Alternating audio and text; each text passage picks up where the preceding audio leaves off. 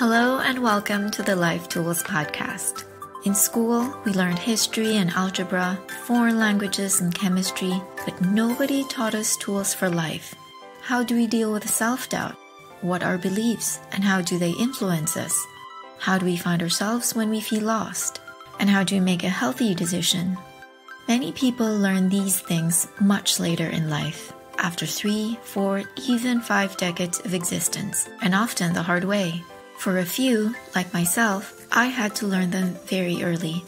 I created this podcast to share with you the tools that have helped me greatly in my own life. They're small actions anybody can take that bring big results over time. Let's get to it. Hello everyone, we are back to the regular episodes of the Life Tools podcast, and this week we are talking about anger.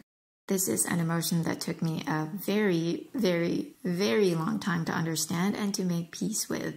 Our conditioned ways of thinking about anger has caused us and continues to cause us so much pain.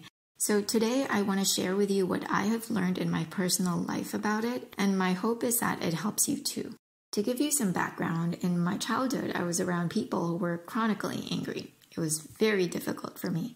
As a child, I was also chronically angry, and it was very difficult for the people around me.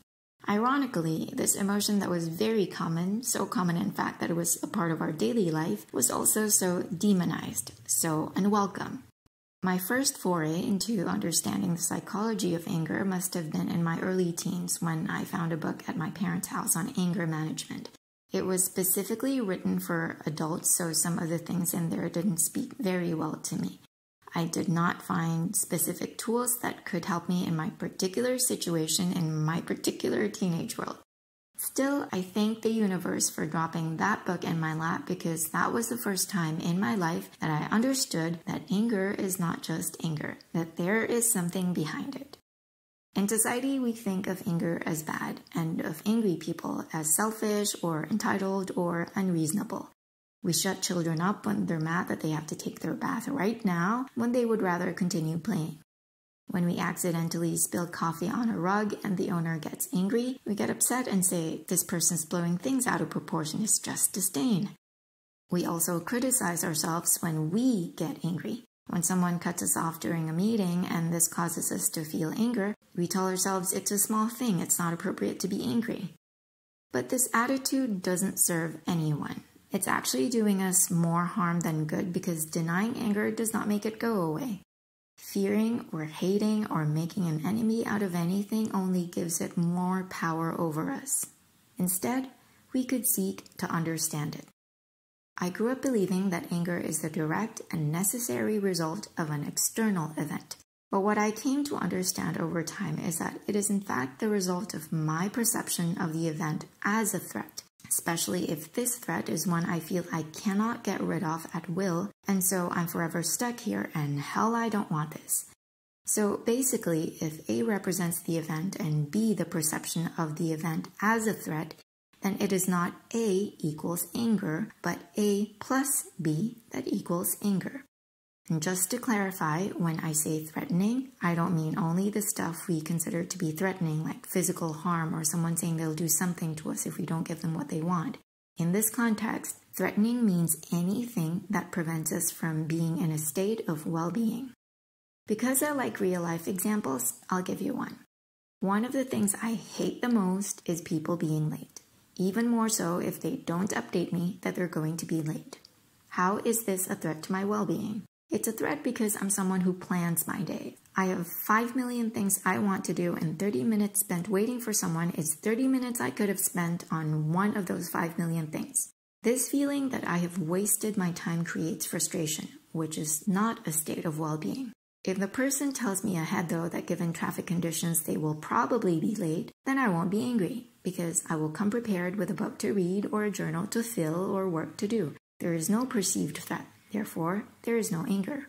So if anger is just a reaction to a perceived threat, then it can't be bad. It's like if someone comes charging at you with a knife, you're going to defend yourself, right? This act of defense is not bad. It is self-protection. So instead of the usual way we've been dealing with anger, here's what we can do instead. Number 1, feel the anger. It's just an emotion that was an instinctive response to a perceived threat. There is nothing negative about it, and there is nothing to fear. It's crucial to feel our negative emotions because any emotion that is suppressed does not go away. I know I have said that, but it's worth repeating. It only accumulates, much like how water in a container that you don't pour out only collects and collects till the container explodes. So we feel the feelings without labeling them as bad or inappropriate. Number 2, once we have felt our feelings, we ask ourselves, what is the threat I am perceiving here? In the example I gave, the threat was that this person was taking away my time against my will that I could have used to do something better. And since it's very important for me to optimize my time because there's so much I want to do, this is not okay. In the example of someone cutting you off mid-speech during a meeting, the threat you perceive could be that this person disrespects you because in their eyes you are a nobody, and if this continues, you will never have your rightful place in the company. Seen this way, of course, being cut off is not okay and therefore would cause you to feel anger. Number 3, once we have identified the threat, we have 2 choices. Either take action to eliminate the threat or change our perception of the threat. One is external, the other internal. Here's how this goes. In my personal example, if I choose option 1, eliminate the threat, I could do any number of things. I could communicate with the person that if they're late, I'll wait 10 minutes max, and if they're still not there, I'm going on with my day and we can just reschedule. I could also arrange for the meeting to be on a day when the person will be more likely to arrive on time, like on low traffic days, if the meeting is not urgent, of course. Or if I think the person being late or not is completely out of my control, I could make sure I bring something to occupy me just in case they're late. Or if this person is a chronic latecomer and I really can't stand it, I can decide to never arrange anything with them, etc., etc. Now, if I choose option 2, change my perception of the threat, then I just need to play around with the meaning I give to the thing that I perceive to be a threat. Something is a threat because of the meaning I assign to it. 30 minutes waiting for someone is 30 minutes wasted is an interpretation. What if I tell myself instead, my mind is always on overdrive, so anytime someone's late is an opportunity for me to let my mind rest. I could people watch or maybe take a walk, and this will allow my brain to relax, which is awesome for creativity. This way, I have turned what used to be threatening into something that is actually beneficial. Let's walk through this 3rd step using the example of being cut off mid-speech. If you want to eliminate the threat, you could say, hold on, let me finish first. And then once you're done talking, you make a signal to the person that it is now their turn to talk. I use this a lot myself and I find it's actually quite effective. Just make sure though that you practice the golden rule. Listen to what the other person is saying and let them finish before you talk. You could also talk to this person privately and say, today you interrupted me a few times while I was talking and I was frustrated because it's important for me that everyone gets to express their ideas. So I'm asking you to refrain from repeating this in the future.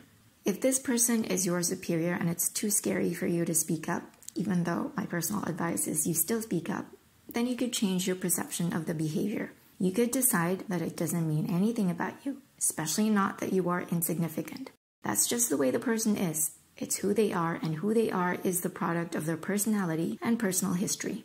And if you really need to communicate something, you could do it in written form or have someone more likely to be heard pass the message. In either case, whether you take option 1 or 2, the threat is no longer a threat.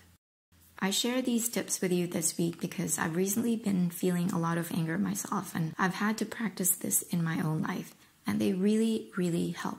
Being able to deconstruct anger like this and to address it from its root lifts you out of a powerless state. And this is huge because the most difficult part about having a problem is not having a problem itself, but feeling powerless to solve it. These tips have also helped me to understand other people's anger, to understand it from their position, and then to have a better feel for the right mutual solution. I suggest you listen to this episode at least twice if this is the first time you're exploring the topic of anger. The concept is actually pretty simple, but given that we have been so conditioned to think of anger as bad or evil or inappropriate, it's going to take a bit of practice to change that perception. The next time anger shows up within you, walk yourself through the 3 steps. I promise if you apply this consistently, you will see major benefits for your well-being. Thank you for listening. I hope this was helpful and have a great week ahead. Bye.